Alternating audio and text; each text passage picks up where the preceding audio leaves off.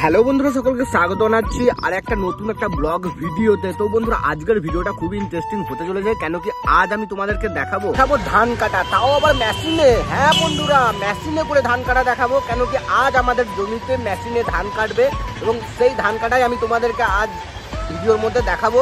তো অবশ্যই ভিডিওটা শুরু থেকে লাস্ট পর্যন্ত টানা দেখতে থাকো, কেন কি খুব এনজয় হতে চলেছে এই ভিডিওটার মধ্যে। তো বন্ধুরা, দেখতে পাচ্ছ আমি ফাইনালি চলে এসেছি মাঠের ধারে, আর ধারে রয়েছে দেখতে পাচ্ছ রেল লাইন, যেটা তোমাদের হাওড়া থেকে দিল্লি যাওয়ার যে রাস্তাটা, তো সেই রেল লাইনটা এখানে রয়েছে। আর পাশেই আমাদের রয়েছে মানকর স্টেশন, পেছনে রয়েছে মানকর স্টেশন, যেটা কি আমি পার করে এলাম। এরপর দেখতে পাচ্ছ এখানে সাইডে রয়েছে মাঠ এবং মাঠের মধ্যে রয়েছে ধান কাটা মেশিন। তো বন্ধুরা, এই মুহূর্তে আমি রয়েছি রাস্তার ধারে দাঁড়িয়ে, কেন কি ধান কাটা মেশিন যেটা আছে সেটা অন্য জনাকার ধান কাটছে। তো আমি তোমাদেরকে দেখিয়ে দিচ্ছি জুম করে। তো এই মুহূর্তে দেখতে পাচ্ছ ধান কাটা মেশিনটা এই দিকটা করে জমিতে রয়েছে এবং কিছুক্ষণের মধ্যে ওই যে দেখতে পাচ্ছ ওই দিকে যাবে কিছুক্ষণের মধ্যে, কিন্তু এখন এই দিকে জমিতে ধান কাটছে। তো তাই আমি এখন এই মুহূর্তে আমি রাস্তার ধারে দাঁড়িয়ে আছি।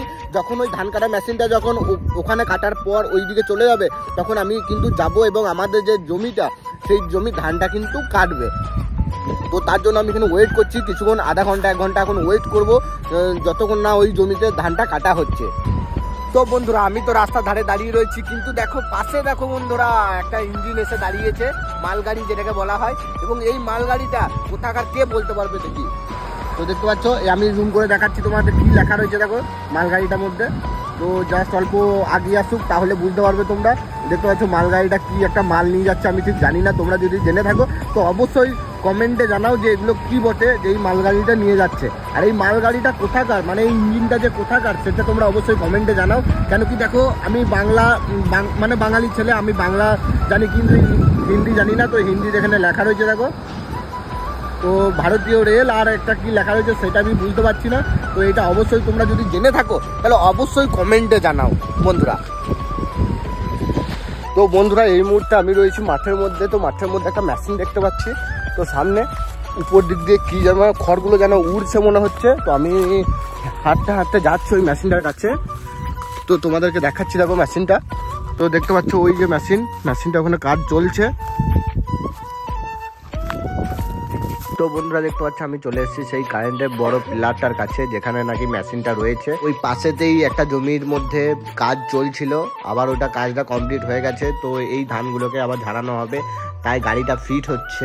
বন্ধুরা, দেখতেই পাচ্ছ কতজন আছে, সবাই কিন্তু মেশিনটাকে ফিট করছে এবং যা যা দরকার সেগুলো কাজগুলো করে নিচ্ছে। তো বন্ধুরা, ফাইনালি আমি চলে এসেছি দেখতে পাচ্ছ এই যে ট্রাক্টরটা ছিল এই মেশিনটার কাছে, এবং ট্রাক্টরের মাথার মধ্যে মেশিনটা লাগানো রয়েছে এবং এইটাতেই ভালো ধান ঝাড়ানো হবে। তো দেখা যাক কীভাবে ধান ঝাড়ানো হবে, আমি দেখছি এবং তোমাদেরকেও দেখাবো দেখো যে কীভাবে ধানগুলো ছাড়বে। আর এখানে অনেকজন কাজ করছে, তারাও এখানে রয়েছে, সবাই দেখতে পাচ্ছ। হ্যাঁ, অলরেডি এটা ঝাড়ানো হলো এবং আবার একটা নতুন করে দেখো ঝাড়ানো হবে। তো সবাই রেডি হচ্ছে, এখন মেশিনটা ঠিক করছে। এই যে ধানগুলো দেখতে পাচ্ছ, এই ধানগুলো এর মধ্যে পড়বে এবং ওই দিক দিয়ে ওরকমভাবে শেষ হয়ে যাবে, মানে ওরকমভাবে ঝাড়ানো যাবে। আর যে ধানগুলো সব আবার ট্রাক্টরে লোড হয়ে যাবে। তো দেখতে পাচ্ছি কোনো উপরে দাঁড়িয়ে আছে দুজন মিলে, এবার এক এক করে ধানগুলো নিয়ে উপরে পড়বে।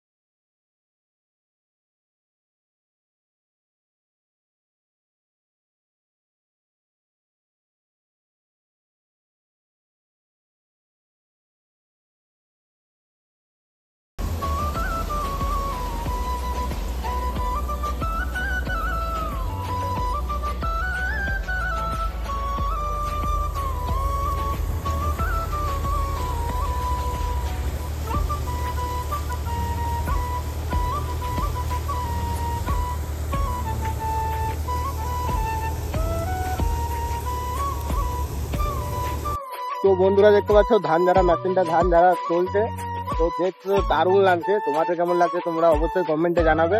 আর এখানে দেখতে পাচ্ছ অনেকজন কাজ করছে, তো তারা ধানগুলোকে কেউ মেশিনের মধ্যে ভরছে, আবার কেউ ধানগুলো নিয়ে ট্রাক্টরে লোড করছে। তো দেখতেই পাচ্ছ সবাই সবার কাজ করছে, খুব সুন্দর লাগছে দেখতে।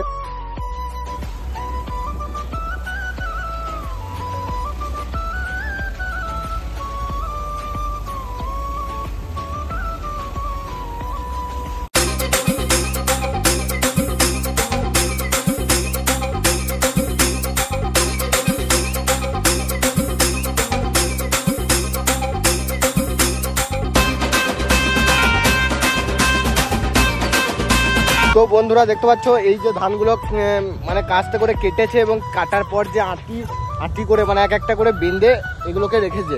আর এতক্ষণ তোমরা যে মেশিনটা দেখলে সেই মেশিনটা শুধুমাত্র এই যে আটি করা ধান এইগুলোকেই ওরা ঝাড়াতে পারে, কিন্তু তোমাদেরকে এরপর যে মেশিনটা দেখাবো সেই মেশিনটা ধান কেটে কিন্তু আটি করে রাখতে হয় না, এটা ডাইরেক্ট ধান কাটবে, কাটার পরে ওরা ধানটা কিন্তু আবার বার করে দেবে।